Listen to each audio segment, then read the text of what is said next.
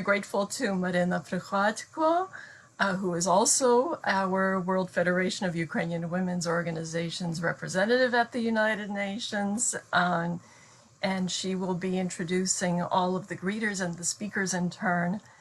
So see you at the end of the session. We look forward to a really good discussion. Thank you. Thank you, Marta, for that welcome. Again, hi everyone. Welcome to this parallel event.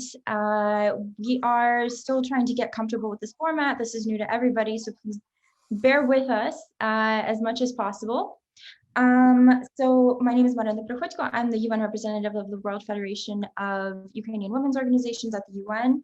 And I will be moderating this parallel event today, which is titled very amply, Counteracting Anti-Gender Ideology in Ukraine and Eastern Europe. I hope that using this platform, we will all be more enlightened on this topic and come away from this event with more tools to counteract anti-gender ideology in each of our own specific contexts, because we have very many people joining us from all over the world today. Any other year, we'd all be sitting in the Truth Center at the UN, absolutely giddy from all the new information and all the new people that we have been meeting. Many of us would be flying in from very different parts of the world. But we hope this online format will ease some of this pressure of taking in all this new information and these new connections and people, and that you will benefit from the information that we will be presented by our speakers as they open up new perspectives. So we will have greetings and opening addresses and welcome addresses by the hosts and organizing organizations. And we will also have a welcome message from the permanent representative of Ukraine to the United Nations. I'll introduce the speakers, and each speaker will present their topic or their issue at hand today under the topic. We'll engage in some dialogues and conversation amongst the speakers, address any comments or different topics, different aspects. And then we will switch to Q&A format in which attendees of this webinar can place their questions inside the chat. So please do that if you should have any questions. And then our speakers will gladly answer the questions. And then we will sadly close this parallel event, which we've been preparing so very much for. And then finally, I just want to remind you that we've loaded some files into the NGO CSW65 platform for this particular parallel event. There's some good resources there, so please, if you have a moment, take a look at those if something said here interests you or you would like to learn more. And thank you for joining our event, and thank you for your interest in what is going on in Ukraine, especially with regard to anti-gender movements. And I would like to also thank you, all our partners. This is, of course, the World Federation of Ukrainian Women's Organization and Kyiv Institute of Gender Research. And we cooperate all together in the framework of the project that we have launched this year. It is called Transnational Dialogues about Gender Values. We believe that this topic has become very important to us with regard to all the other issues that and other places that are taking place in Ukraine, and this anti-gender discourse is very tightly connected to other security threats that Ukraine is facing at the moment. I would like to say that Frідріха Еберта Foundation is a German-based foundation which helps Ukraine for almost 25 years to implement best practices to support solutions that Ukrainians are looking for to the issues that they are facing. And with regard to gender equality, the recent achievements were, first of all, the translation of the thesaurus and vocabulary of gender terms, which was elaborated by the European Institute of Gender Studies. And this is a huge step for assimilating Ukrainian legislation with the European legislation in the field of gender equality. And I will be happy if you could show this thesaurus. Today is the first day when we have published it online.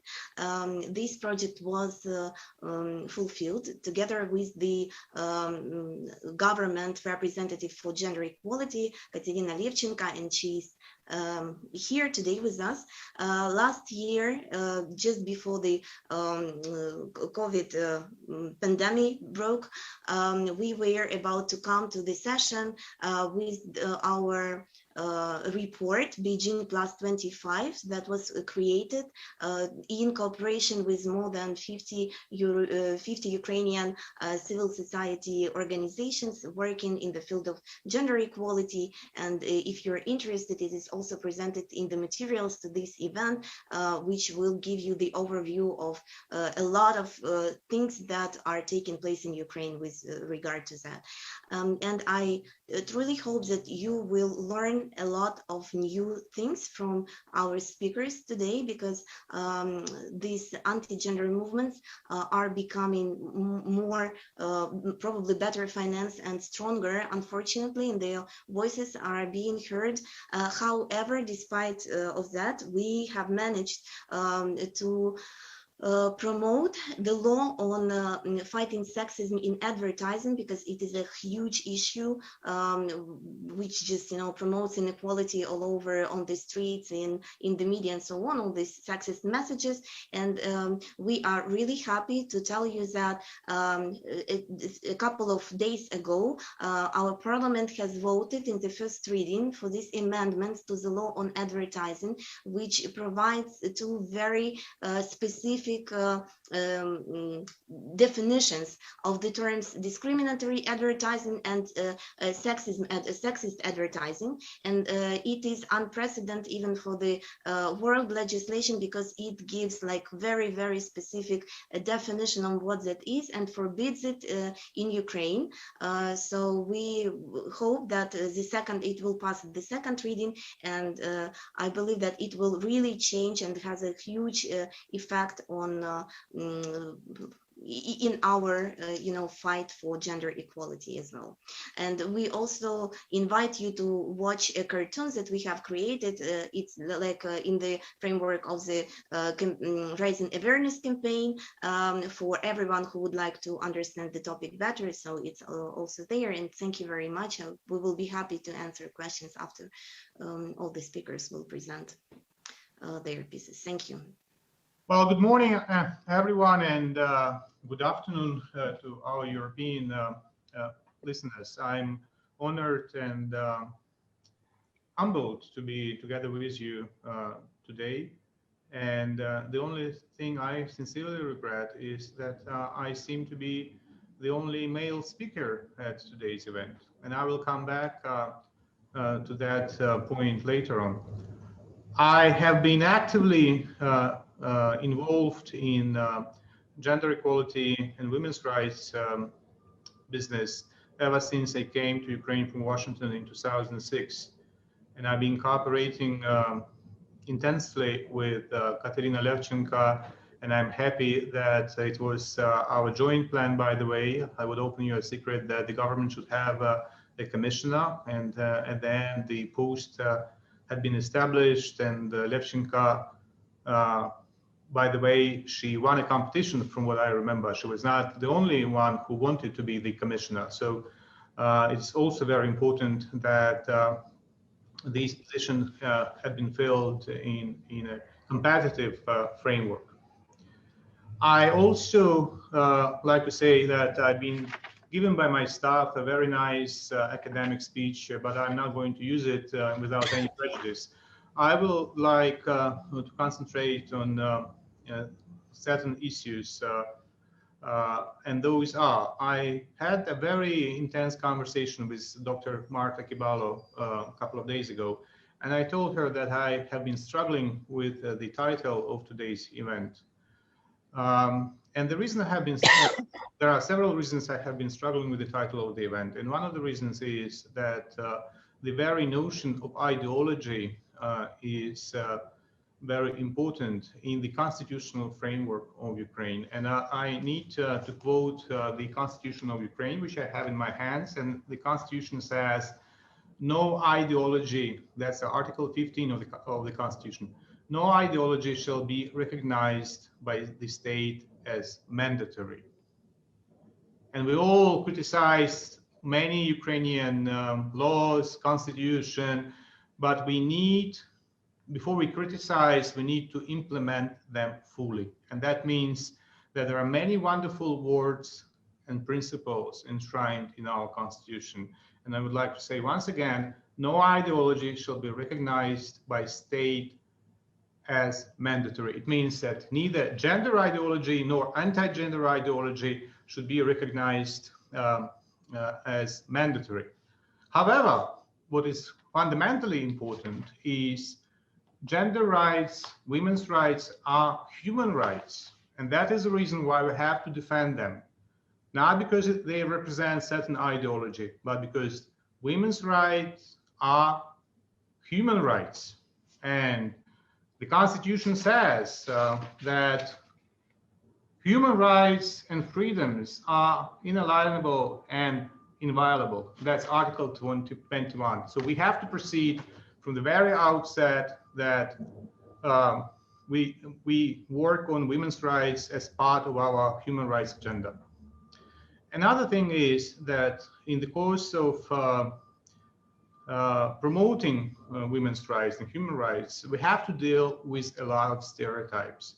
And stereotypes come from, oftentimes from illiteracy, negligence, and ignorance. And I have been witnessing many occasions where very esteemed politicians, including in our parliament, or even in the government, would discuss things without knowing the basics.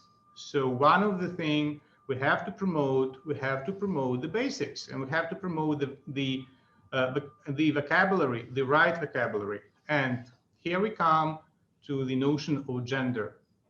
Gender has been misinterpreted by Ukrainian politicians, by Ukrainian lawmakers, and by public at large. Many see gender as sex.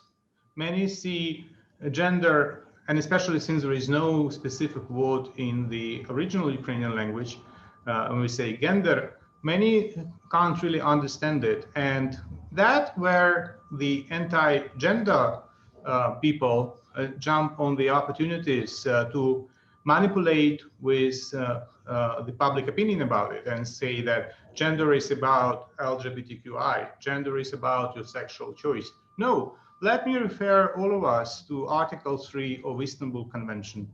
And Article 3 of Istanbul Convention is the article that speaks about definitions. And according to that Article 3, gender shall mean the socially constructed roles, behaviors, activities, and attributes that a given society considers appropriate for women and men. So that's not about sexual choice. That's not about what we do in our private lives on that side of our life. It's about the social roles that men and women play. And we have to admit that the definition of gender is different on both sides of the Atlantic. The North American definition of gender is different from the definition of gender according to the Istanbul Convention, and it's a very difficult thing. But I think that we have to promote the definition of gender as it stands in the Istanbul Convention. Another point I would like to make is that, and I come back to the fact that I'm the only male speaker today, that in order to be successful in advancing women's rights, we have to work with men. Whether we like it or not, we have to work with men. Whether we like it or not, as a matter of fact, that the majority of Ukrainian MPs, unfortunately, are men, that the decision makers, unfortunately, are men. And until we win their attention, until we educate them, until they become at least not so aggressively against the notion of women's rights, we may not achieve the breakthrough in promoting what we do. And the final point, wishing us a very good discussion. today, I think that one of the problems that I've been observing in many settings is that the majority of our events is the events among the people who are already on the right side of the fence. You know, we are talking to people who are already with us, and we need to engage people who may not be on the other side of the fence, but who be sitting on the fence and deciding whether they want to be with us or whether they want to join the opposite camp. So we would have this interaction and engaging, and we would expand the constituency of the agenda of promoting women's rights. I do that. I continue to be actively involved in women's rights here in my new position of permanent representative of Ukraine to the United Nations. I'm trying to do that in a cross-regional context. I'm proud to say that a month ago, my mission was very successful in organizing an event, cross-regional event, where we had African countries among co-sponsors, Latin American countries, European countries, dedicated to climate change and women's rights, and this nexus between climate change and women's rights. So, especially now in CSW session, we have to take into account that we have to work not only with our opponents, but with other regions. And here I come to my final point, and that is the reference to Eastern Europe in the title of today's event. Eastern Europe is important to Ukraine because we belong to in Eastern Europe. We are very well connected to Eastern European culture, traditions, and Ukrainians migrate a lot to Eastern Europe. You know, even if we take the aspect of women's rights in terms of migration, we also have to look how the rights of Ukrainian migrant women are protected in our Eastern European neighbors. And that is also maybe a very important topic for our future discussions. I thank you, and I wish all of us very good and intense discussion. Thank you. Я дуже рада вітати всіх нас на цій паралельній події.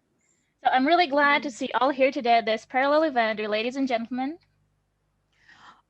Ми співініціювали її разом зі СФУЖО і в співпраці з фондом Фрідріха Еберта. So we were the co-initiators and co-organizers of this event together with the Fridrikh Ebert Foundation office in Ukraine. Бо хочемо бути корисними нашим колежанкам, правозахисницям, жіночим активісткам і дослідницям з країн нашого регіону, Східної Європи та світу. Because we really want to be useful, really want to help the female activists and our female colleagues from the region in this kind of activity. Які так само починають зазнавати антигендерних атак, яких ми зазнаємо в Україні.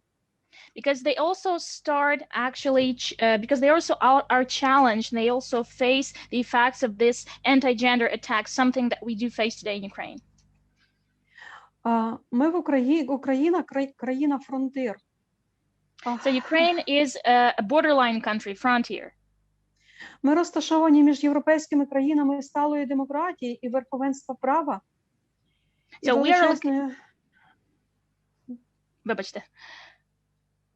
are located between the European states, the states of thriving democracy, and the states where rule of law is the priority.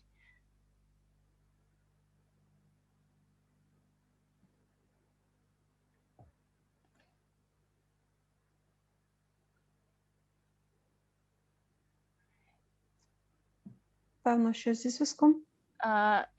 Так, ви трошечки завмерли. Ви трошки завмерли на секунду. Це зв'язок, зрозуміло. І величезною Російською Федерацією, країною з навпаки сталим досвідом беззаконня і цивілізаційної зневаги до прав людини. So we're located between the European states with a thriving democracy and the rule of law on one side, and we also have the Russian Federation as our neighbor, where basically the key principles of human rights protection and rule of law, they do mean nothing there. Багато з нас в Україні хочуть перепинити цей сталий і відтворюваний тренд верховенства беззаконня, про що ми чітко сказали у 2014 році, зробивши свій європейський вибір. So many people in Ukraine, they do want to get rid of this trend, completely rejecting the democratic development and rule of law. And in 2014, we were very loud with announcing what we really wanted, the pro-European choice. Починаючи з 2010 року, ми, українські феміністки і правозахисниці, почуваємося вдома, як на полігоні. So starting from 2010, we, the Ukrainian feminists and female activists, we do feel at home like we are at the battlefield.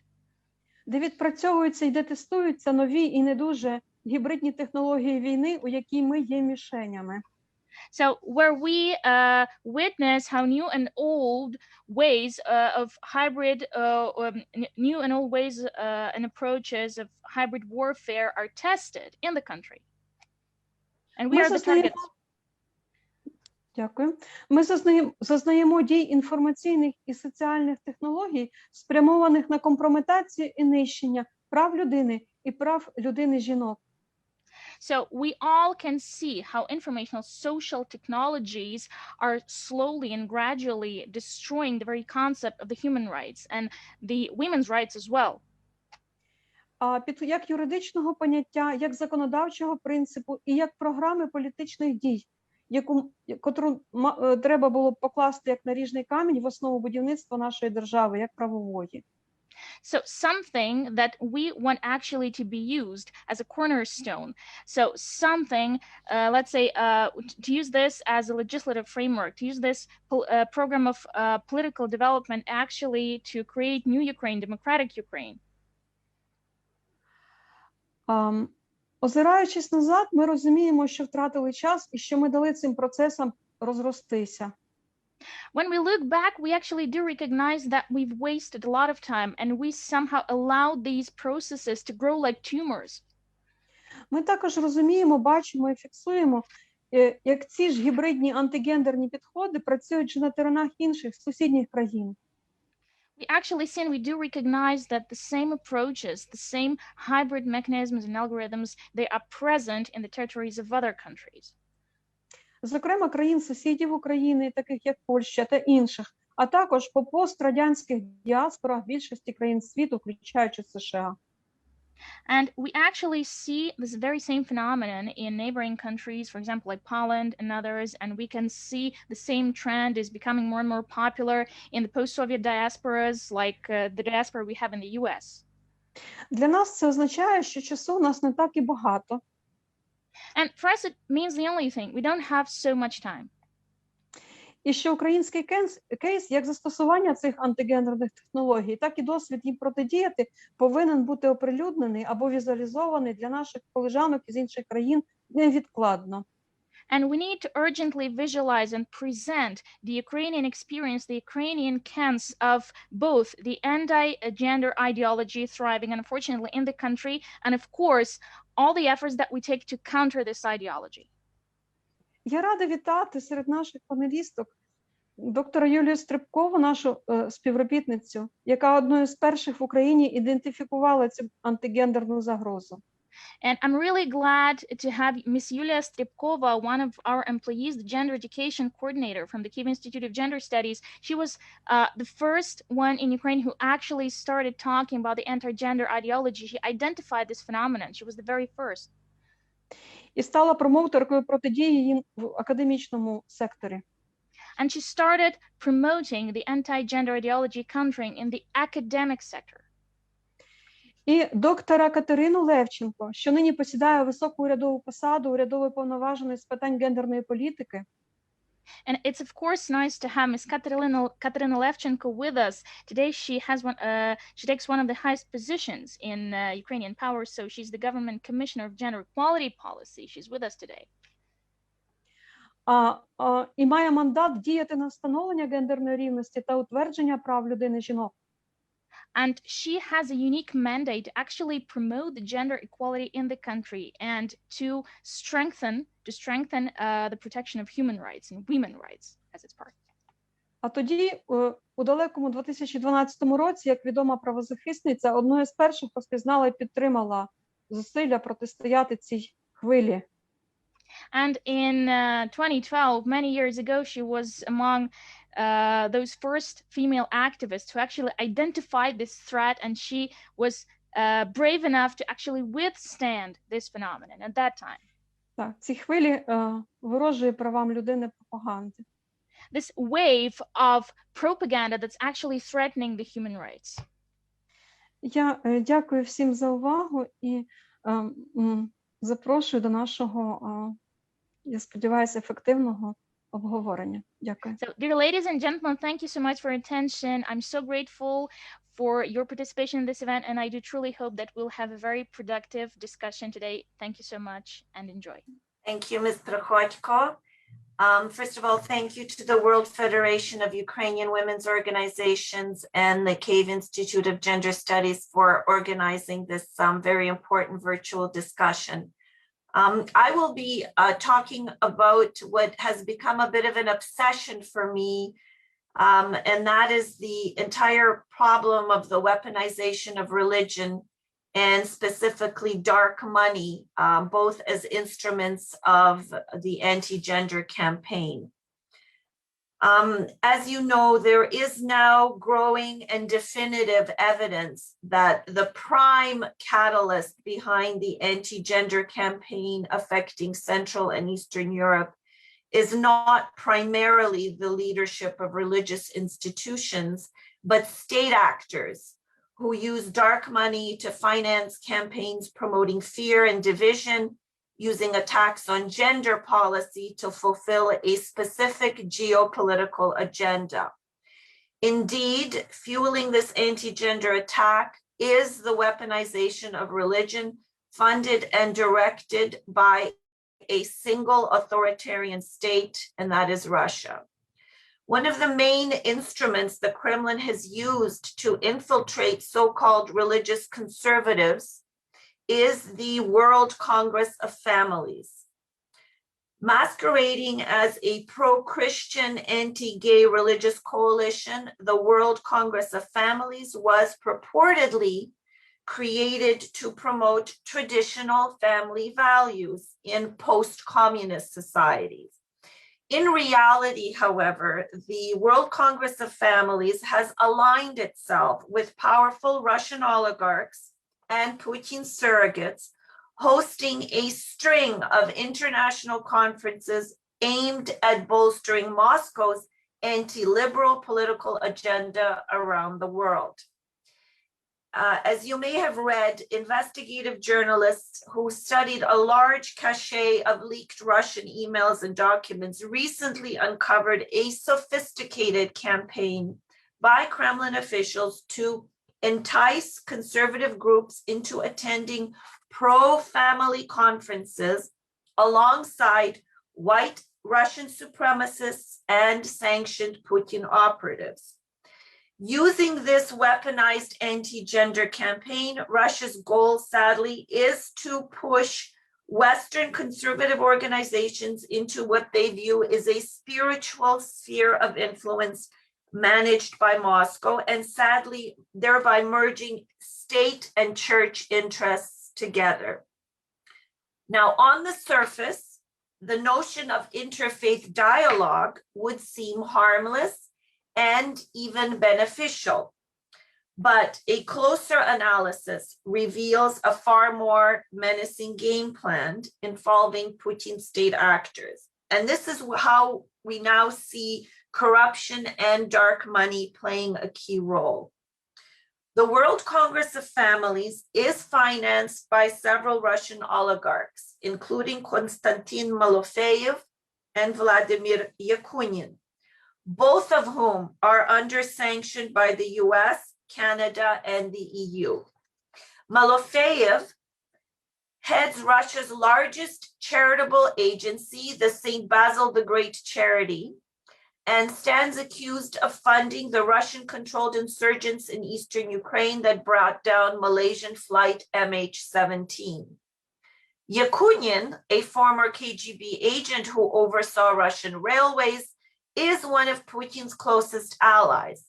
Not only did Yakunin help bankroll Moscow's seizure of Crimea, he and his wife Natalia happened to operate the ultra-Orthodox Saint Apostle Andrew Foundation and the Sanctity of Motherhood Anti-Abortion Group. Both organizations are ongoing sponsors of the annual Global Conference of the World Congress of Families. Malofeyev has also been financing Katagon, which is a right-wing Russian Orthodox think tank with ties to hardline Putin ideologues like Alexander Dugin. And in 2014, Malofeyev launched his own television station, Tsargrad TV, and he named Alexander Dugin his chief editor.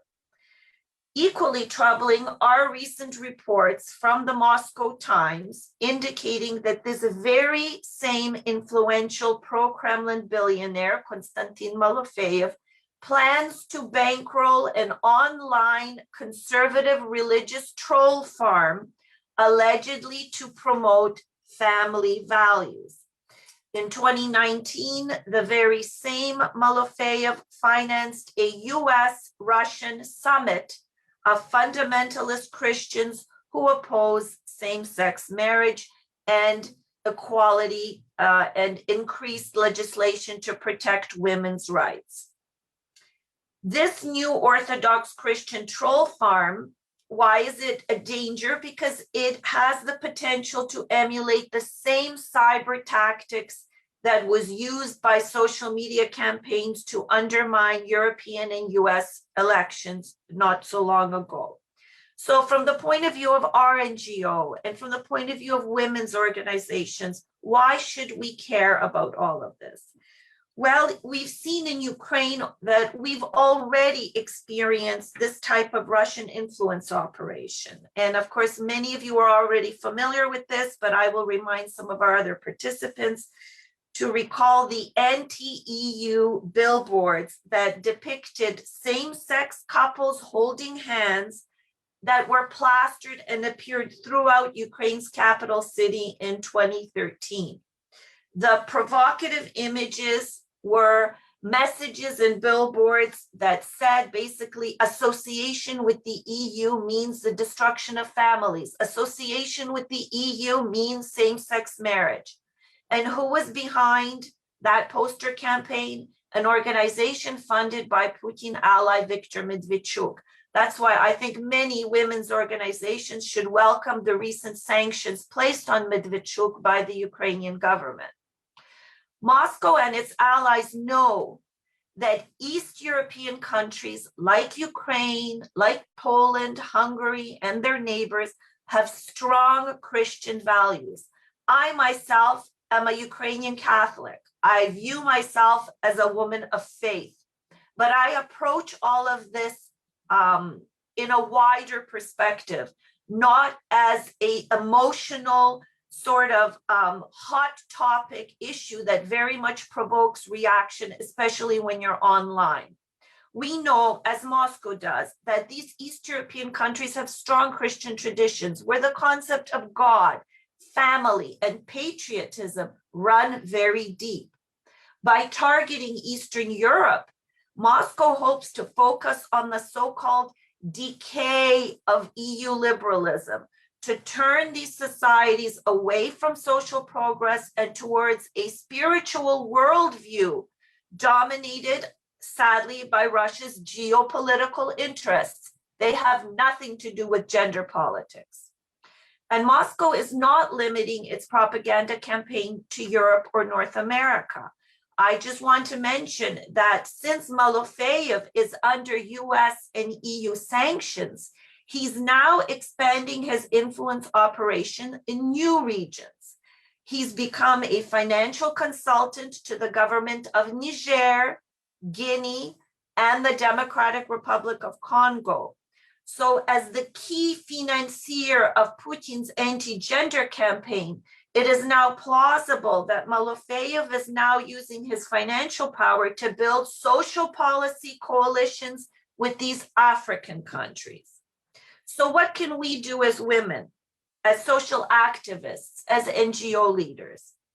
First and foremost, I think as everyone has mentioned, we must remain vigilant. We must sound the alarm bells when necessary to ensure that church leaders themselves with whom we interact, be they in Ukraine, Croatia, the United States, be they Catholic, Orthodox, or evangelical, that they be made aware of how dark money with roots in the Kremlin is financing these so-called international pro-family interfaith forums, all at the same time attempting to undermine gender equality. We should insist that religious leaders, and I have done this in our Catholic sphere of organizations, we are trying to influence them to refuse to participate in any international forums organized by groups who receive dirty money from what I refer to as Putin's God Squad oligarchs, because that is exactly their mission. We should also try to attempt to track and follow the World Congress of Family Events. They have had forums and congresses in Greece, recently in Italy. They position themselves in various European countries. We should try and organize, where possible, with our diaspora groups, protests when we see these types of conferences taking place. And we should try to expose to the media in those countries the corrupt sources of money that fund these gatherings. We should also expose the hypocrisy of a regime such as Russia, which shoots down civilian airlines or kills and poisons opposition members, and yet they are positioning themselves as the defenders of family values. Extreme hypocrisy. Secondly, we must ensure that no Western religious institutions partner with any social projects with the Russian Orthodox Church, so long as it is being bankrolled by these corrupt operatives. And thirdly, we should monitor and become members of Facebook groups that target mothers, young women, various religious groups. I try to belong to as many Facebook groups where there are, say, Ukrainian Catholic women, where there are young mother Ukrainian women's groups. There are a multitude of these Facebook groups online, and they are prime targets for this disinformation. And what we're facing is not unlike what the Americans have faced recently with the QAnon conspiracy phenomenon. QAnon began by bombarding its messages, first by joining young mothers groups, mothers that were looking for daycare centers, mothers who were worrying about, I don't know, sex offenders, pedophiles, and so on.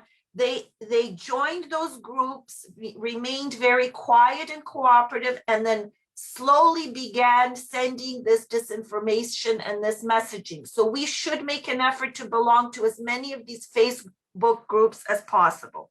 And lastly, I want to say that there is a place for a rational debate among civic leaders and faith-based organizations about how best to balance and protect the needs of families without destroying the advances that we've made in gender equality and non-discrimination. But we, as women advocates, we have to make it clear, as the ambassador said, to key decision makers that having survived communism and fascism, Central and East European civil society, we cannot allow dark money and corrupt state actors to now manipulate and set the narrative of social policy discussions in order to advance geopolitical goals that, at least in the case of Ukraine, are diametrically opposed to Ukraine's national and security interests.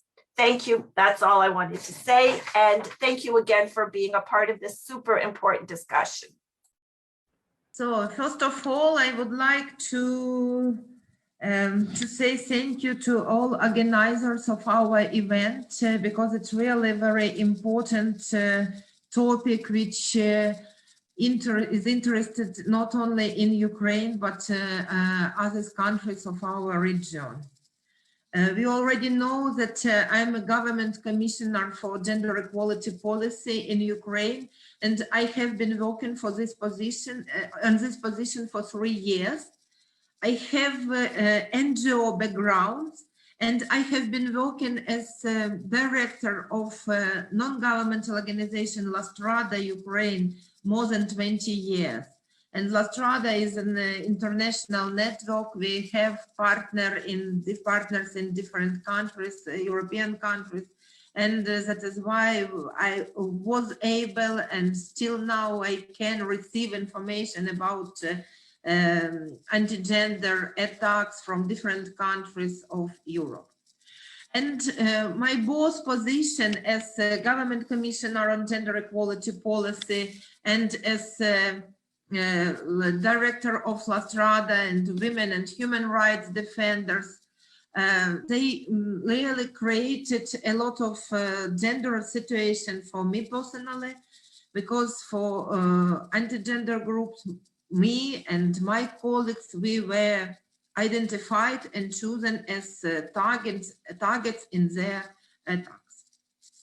Lisa Shemko already described the history, situation, and development of anti-gender movements and groups, and that is why in my short presentation I would like to summarize some lessons learned and maybe non-learned by us, and these lessons for me, as I think they are very important, not only for Ukrainian activists and experts, but as well for activists and experts from other countries as well. Lesson first, be on time. It's very important. First anti-gender groups appeared in Ukraine around 2010. It was a year when Yanukovych was elected as Ukrainian president, and as you may know, or as you remember, he had very close relationship with the Russian Federation.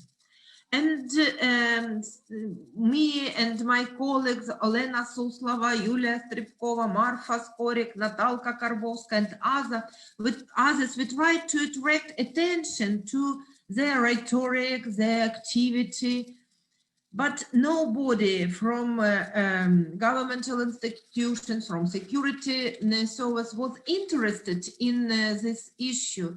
And a lot of people consider that it's just some absolutely non-important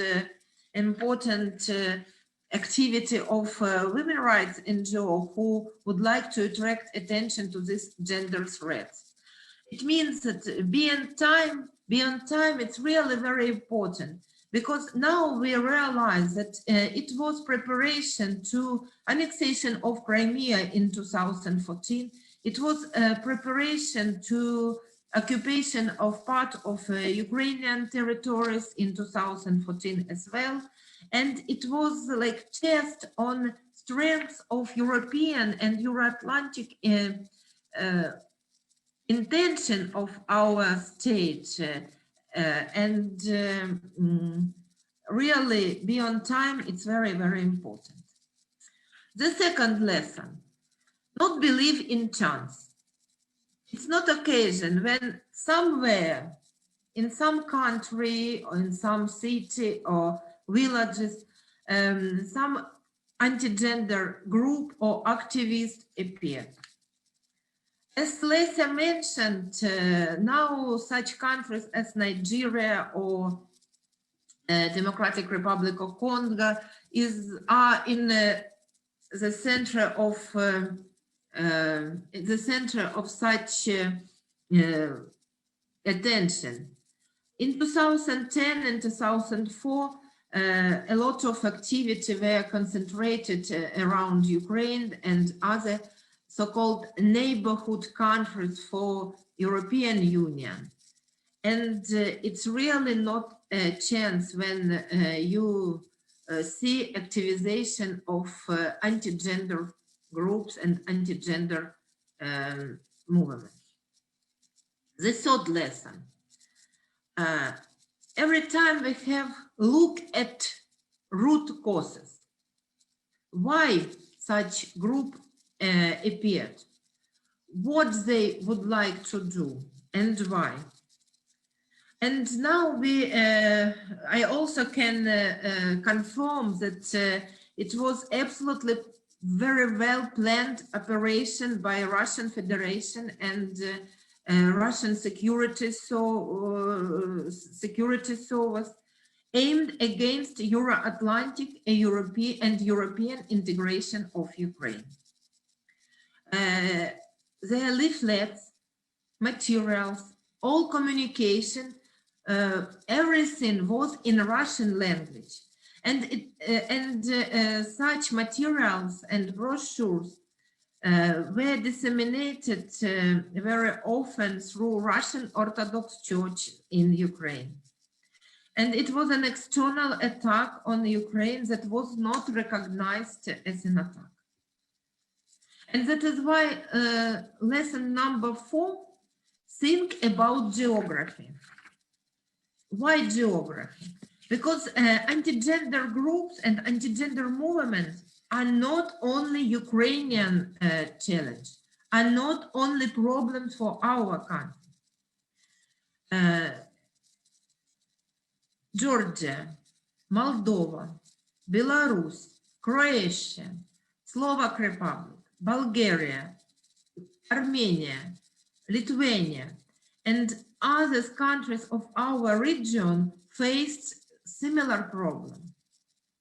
And it means that activity will continue in this region, which lies like in the middle of Europe with European values and strong democracy, as was mentioned by Marfa Skoric, and Russian Federation, the country which still has a strong autocratic and totalitarian tradition and values. Lesson number 5. Be aware that anti-gender is threat for national security. Anti-gender, it's not about civil society. Anti-gender is not about only like attacks on women and feministic non-governmental organizations. Anti-gender, it's about national security. And Ukrainian case shows very properly and very clear that anti-gender movement connected with groups and organizations which participated in occupation of eastern part of Ukraine in 2014 and then 2015 and further. Lesson number 6, look for supporters and like-minded people, build coalition. It's really very important for us to create a wide coalition of those people and organizations and institutions who really see these threats and want to counteract. I mean cooperation between a governmental and non-governmental institution, international organization, coalition of non-governmental organizations at regional, national, and local levels. Only in such united efforts we really can be successful in counteracting such gender threats. And last lessons, which I consider is very important. If we want to be effective, we really have to strengthen, develop, and promote gender equality policy at all levels: national, governmental, regional, intergovernmental, local level. And I consider that more positive achievements in gender equality promotion, decreasing like gender pay gap, decreasing level of violence against women and gender-based violence at all, decreasing the level of sexism and level of sexual harassment will be very good indicators in our way to counteract anti-gender threats. And in Ukraine, we have a lot of good examples of such cooperation between non-governmental organizations and governmental institutions. And I wish everybody, I wish all participants of our event be aware in own actions towards gender equality, build strong coalitions, and learn lessons which we already have in Ukraine. Thank you very much for your attention. Вітаю, чи видно презентацію? So, dear ladies and gentlemen, do you see my presentation well? Is it there? Так, все видно. Так. Ми обробляли у рамках проекту широкий спектр параметрів. So within the framework of the project, we processed a broad spectrum of parameters, які характеризують антигендерний посил у засобах масової інформації, і інформаційних каналах. which actually do characterize these anti-gender messages in the media and in the media channels. І досліджуючи антигендерні рухи, ми відслідкували джерела, хронологію, розповсюдження і масштаби антигендерних впливів. So when we study the anti-gender movements, we actually identified and traced the sources, the approaches for dissemination, and the scope and the coverage of these anti-gender waves in Ukraine. І аналіз цих відкритих джерел, він також містив значний візуальний контент, який продукував антигендерні меседжі, антигендерні посили для різних груп. And when we analyzed these open sources, we saw a huge, massive wave of visual context, which actually was articulating all these anti-gender messages for different groups and categories of society. Зараз ми представимо попередні результати проекту, продемонструвавши, як на основі візуальних і текстових меседжів реалізується, власне, антигендерний вплив. So we will present you right now these preliminary results of the project. We will try to demonstrate you how, with the use of these text and visual messages, the anti-gender influence is actually articulated. So how the effect is disseminating in the society. І одразу хочу попередити, що він буде містити оригінальні цитати із антигендерних посилів і містити зображення, які є частиною інформаційної війни. And I want to warn you at the beginning that these messages will actually consist of original quotes, and basically I want to warn you that this is actually the part of this information war, so for you to understand what I'll be talking about.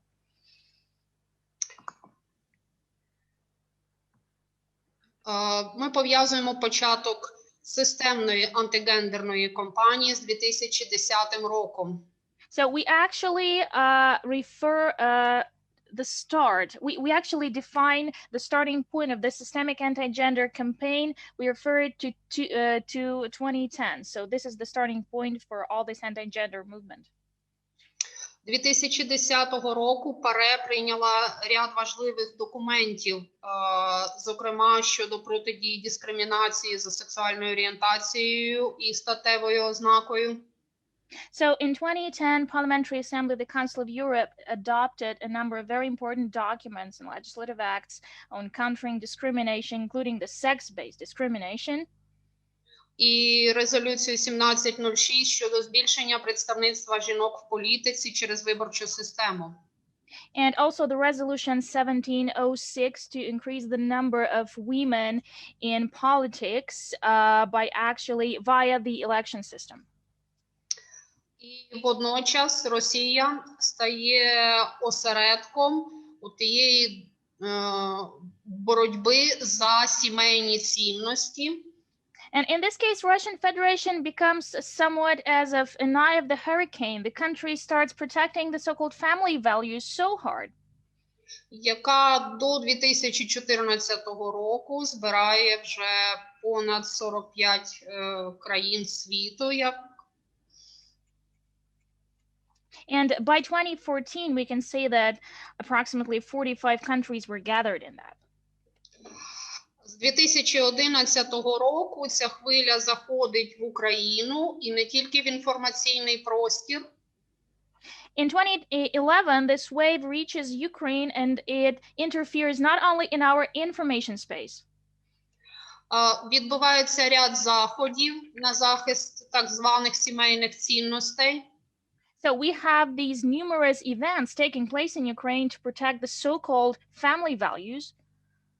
В центрі якої знаходяться молоді чоловіки, які є активними захисниками традиційних сімейних цінностей, зокрема захисту дітей від аморальних посягань.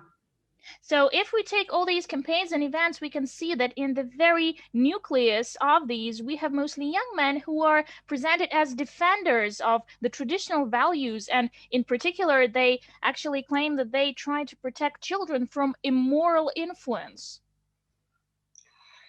І створюється диспозиція правильне, просімейне, традиційно цінне і неправильне, проєвропейське, толерантне до гендерної рівності і ліберальне ліберальне.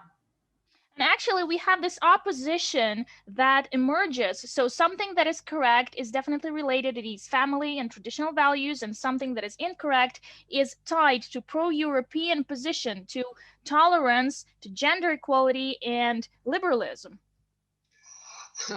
І виступаючи за традиційну багатодітність, ми з'ясували, що транслятори цих меседжів – це антигендерних і боротьби за традиційність, це молоді люди, переважно чоловіки, понад 70% чоловіків серед трансляторів антигендерних меседжів. So when we try to analyze who's actually disseminating this information, who's trying to protect the very concept of traditional extended family with many children, so all these messages in the framework of the anti-gender ideology was brought mostly by young people, and we speak about men. More than 70% of them were men.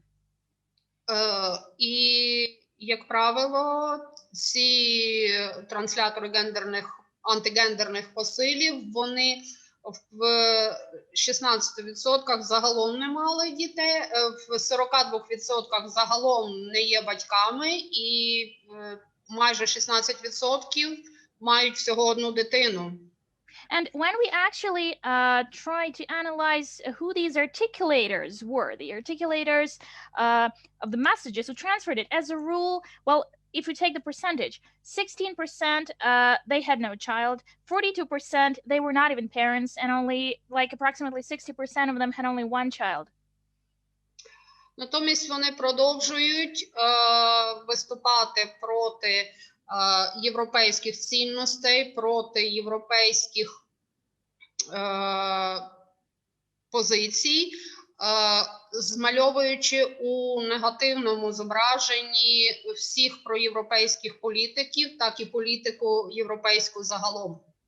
So they continue to stand very hard against European values against basically the pro-European position itself, and they keep describing the European political process and some of the European politicians as negative and immoral.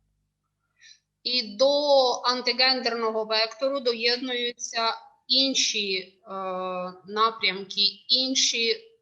напрямки впливу. And this anti-gender vector is also accompanied by other means and other approaches on how to influence the society. Зокрема, використовується конгломерат ейджизму і сексизму. In particular, they do actually use this cluster of ageism and sexism. У 2017 році була запущена проти Росією антиєвропейська кампанія, і я зачитаю цитату з цього антигендерного джерела. In 2017, Russian Federation launched this anti-European campaign, and I will give you the quote from the source itself. It's in Russian. Среди политиков и правящих миром сейчас засилие бездетных. So among the politicians today, we have so many people without children. Ангела Меркель никогда не рожала. So Angela Merkel never had a child, she never gave birth. А у Макрона нет детей, он вообще женат на бабушке, которая соблазнила его в школе. And then we have the quote, actually, that Macron, president of France, does not have children. He's not a father. And actually, he is married to an old lady. Who simply seduced him once. That's what they say. І оцей конгломерат ейджизму, сексизму і витіснення жінок з політики, він яскраво проявляється на передвиборчих кампаніях. And this tight cluster, this huge cluster combining ageism, sexism, and these efforts to push the women out of politics, we can clearly and brightly see all these manifestations during election campaigns. Ми бачимо, як в Україні штучно зістарювались зображення жінок-політиків.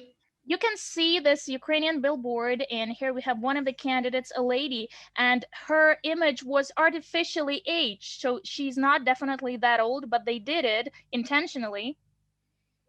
І тут підкреслено, що це останній шанс для бабусі. And the inscription on the billboard says, literally translated from Ukrainian, 2019 is the last chance for a grandma. І це не є, звісно, характерно тільки для України. Такі поєднання ейджизму і сексизму застосовувалися в інших країнах. So this cluster is not something very typical and authentic for Ukraine. This was also used in other countries as well. Зокрема, жінки стають мішенню антигендерних меседжів, які поєднують стать, вік, статус і інші ознаки. And women become targets of this weapon, actually, when they try to combine age, status, age, social status, sex, gender, and other characteristics and features.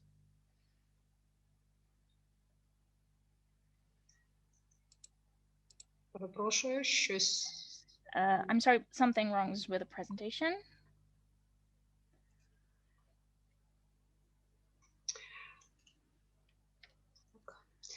І на противагу таким зістареним жінкам. And just to oppose these images of artificially aged ladies, виступають зображені, змоложені, штучно змоложені проросійські політики. Look at the images of pro-Russian politicians, I mean men, if we have women artificially aged and these are turned into young boys, literally. Це плакат, який тримали на конгресі російських націоналістів. So this banner was held in hands of a participants of a congress of pro-Russian nationalists.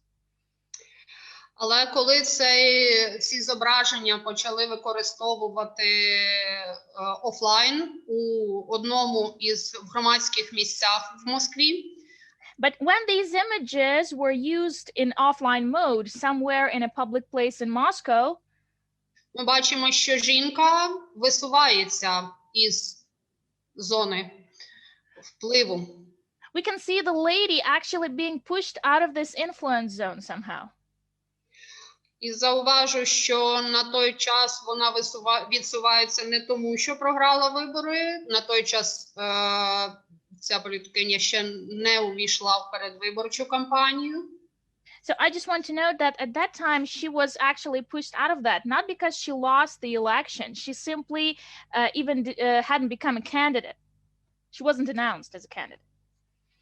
Це є витіснення жінок і є складовою патріархату і антигендерної ідеології. We can say that this phenomenon, when women are being pushed out of this narrative, this is basically a component of patriarchy, pure patriarchy and anti-gender ideology. Жінки витісняються з лідерства, зі сфери прийняття рішень. So women are so easily pushed out of the leadership, out of decision-making process. І у Східну Європу у 2016-му вже залишилось тільки 2 штучно змоложених чоловіки, які представляють вплив і владу. And in 2016, for example, in one of the Eastern European countries, we can see that only 2 men are left looking very young in this banner, and they actually represent influence and power. Більшість меседжів і візуальних, і текстових має свою аудиторію. So the majority of these messages, both visual and textual, they do have their own target audiences. Це приклад демотиватора. So this is an example of so-called demotivating image. Розроблених у Росії. Designed in Russia. Який протиставляє молоду, бажану жінку. So basically it's opposing this young, attractive, good-looking, seductive lady. Персону старій Україні. Цей меседж направлений на аудиторію у Криму. So, and on the left, we have this nice, young, good-looking prosecutor. And in the right part, we actually can see this accumulating image of old Ukraine. So the target audience for this demotivator is the Crimean population, and it has a very clear message. Для жителів анексованого Криму створюється диспозиція свій і чужий. So for the population of annexed Crimean Peninsula, they create this opposition, us and them. І звертаю увагу на меседж, на текстовий посил. Він є двомовним у реченні з 3 слів. So we have this message. I just want to draw your attention in the bottom line. So it consists of 3 words, but the first part is in Russian and the second part is in Ukrainian, and it's bilingual. І так він об'єднує російськомовних і україномовних реципієнтів інформації. In this way, it actually joins, it gathers the recipients of this message, both Ukrainian and Russian speaking. І робить їх аудиторією антигендерного і антиєвропейського впливу. And turns them into a target audience for this anti-gender and anti-European campaign of this influence. Таке переключення мови не випадкове. So this bilingual characteristic, this language shift is not something random. Аналізуючи антигендерні меседжі, ми побачили, що більше ніж в 90% мова переключається. So when we analyze all anti-gender messages, we notice that in more than 90% of cases, they shift between languages. І окрім картинок, текстових меседжів, зараз дуже поширені відео, які транслюються на різних інформаційних ресурсах. And except of these images and videos, we also, except of these images and text, we also have videos shared elsewhere in different information platforms and social media. І ми бачимо, як переключається зараз мова з російської на англійську. And we can easily see how the language is shifting from Russian to English. Ці моделі антигендерного впливу, вони відпрацьовані на Україні, поширюються. So these models of anti-gender influence, they actually are being very well tested and adapted to Ukrainian reality and may be definitely used to disseminate further. І до сексизму, до антигендерної ідеології приєднуються інші вектори дискримінації. And sexism and anti-gender ideology in this case are joined or accompanied by other discriminatory vectors.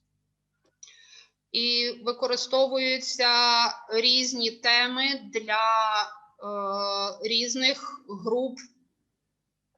So they use different topics and issues for different specified and selected groups. Таке багатство, такий спектр різноманітної тематики. So this broad spectrum, this definitely broad spectrum of topics and issues може бути тригерами для дуже великої кількості груп. So what it gives us, where is the threat? We may have multiple various triggers for absolutely different kind of groups. Я знову зачитаю цитату. Сьогодні аборти і гомосексуалізм, завтра педофілія, післязавтра поклоніння сатані. Усе це етапи одного процесу. Світові ЗМІ називають його лібералізація. So I'll give you one of the messages. It's in Ukrainian, so quoting literally. So today we have abortions and homosexuals, tomorrow pedophiles, and like in a month we'll have people worshiping the Satan. So these are all the stages of one process. Global media call it liberalization. Такі атаки на різні групи, релігійні, етнічні, мовні групи. So we have these attacks, we have different groups suffering from these attacks, religious group, ethnic groups, and we have also language groups. Роблять вразливими багато людей. And that's how many people do become vulnerable. They cannot protect themselves from this. І ми бачимо, що ця хвиля антигендерна, вона має за своє джерело Росію і через Україну з 2010 року. So we can see that this anti-gender wave, it definitely has a starting point, a point of ignition. It's Russian Federation. And starting from 2010, using Ukraine as its transfer channel. За багатьма ознаками впливає на різних людей. It actually uses different kinds of painful spots. It uses so many triggers to affect people in different ways.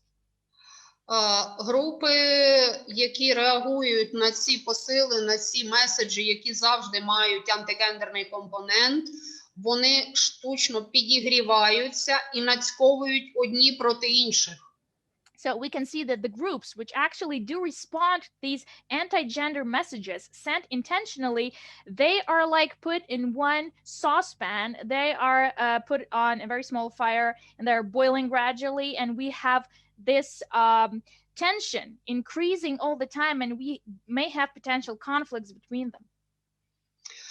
І, звісно, інформаційні джерела і роль соціальних мереж є дуже важливою в цьому процесі. And the role of informational platforms and sources and social media, its role is very important in it. Проте процес виходить за межі спільнот різних груп, перетинають кордони і набуває транснаціонального характеру. But this process definitely goes beyond the borders. It goes beyond the communities, the groups. It crosses the borders easily and becomes transnational. It definitely spreads around the globe. І за допомогою поєднання антигендеру і інших яскравих, сильних месенджів ці групи немає груп, які є в безпеці. Будь-яка група може зазнати цього ідеологічного впливу. And the biggest threat is that when we combine this anti-gender ideology with bright and powerful message, there is no group left behind. Anyone can become vulnerable and exposed to that kind of influence. Через ці ідеологічні конструкти ніхто не може бути в безпеці. And unfortunately, due to these ideological concepts and constructs, nobody actually can feel safe, even staying in one's own country. Цей вплив не обмежується інформаційним впливом через онлайн.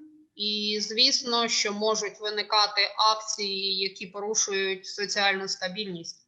Of course, this influence is not limited purely to online environment, purely to informational space, digital informational space. It goes to offline environment, and we may have these outbursts of social disturbance elsewhere. І наразі антигендерні коментарі з'являються у обговоренні, наприклад, військової доктрини Росії. And currently, we even have the anti-gender messages and comments emerging in the discussions of Russia's military doctrine. І яка група релігійна, етнічна чи громадянська стане наступною мішенню? And who will be the next target? Which religious, ethnic, or other group will fall under this threat? Наразі невідомо. So we cannot say which exactly will be there.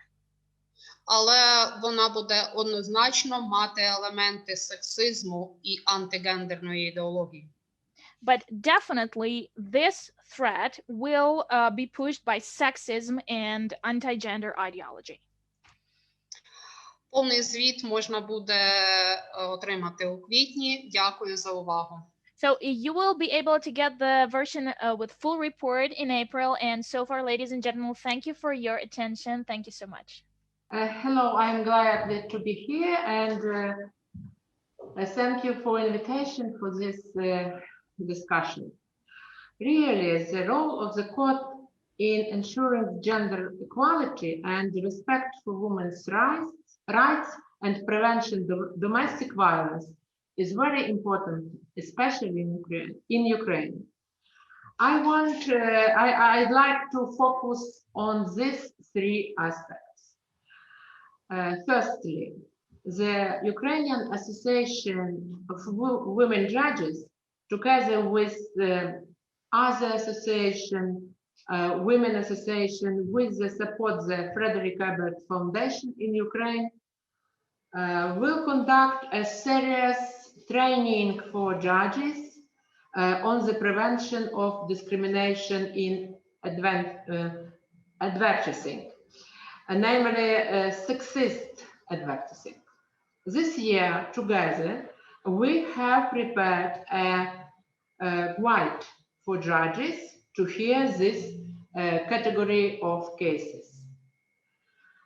Secondly, the question is important for me as a judge is ensuring equal rights and opportunities for men and women and other aspects of gender policy. The participants our discussion said about gender equality and gender equality in the justice system. I think that very important for not only for judges, but for women, for Ukrainian women, for all Ukrainian women, because only in judge they can to receive the protect her rights. We have experience in working with a group of developed who have dealt with gender sensitive aspect of litigation and mediation. In Supreme Court, we have a coordination council about mediation in cases, in criminal cases especially. And I think that the cases of domestic violence must not include in mediation, because we have new legislation and new legislation about domestic violence, about gender-basic violence, prevention gender-basic violence, and some points of this legislation include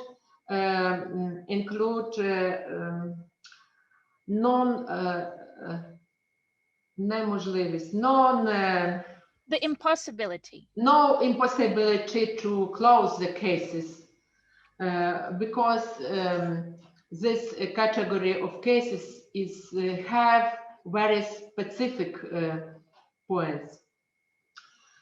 Next, I'd like to say that in Ukrainian procedural codes contained a rule which stipulates that when a person applies to a court on such grounds, the judge is obligated to take this aspect into account when considering cases. We expect that this year it will be possible to use the implementation of the gender component in the justice system, more implementation. And finally, the application of Ukrainians' new legislation on combating domestic violence is very important, and consideration of such cases is a priority for us. The protection of women victims of gender-basic violence and children who have witnessed it. I hope that the team of women judges of Ukraine, together with partners, with our national partners and other state institutions, will continue to protect women's rights and ensures the gender equality in justice. Sorry for my English language, and thank you very much.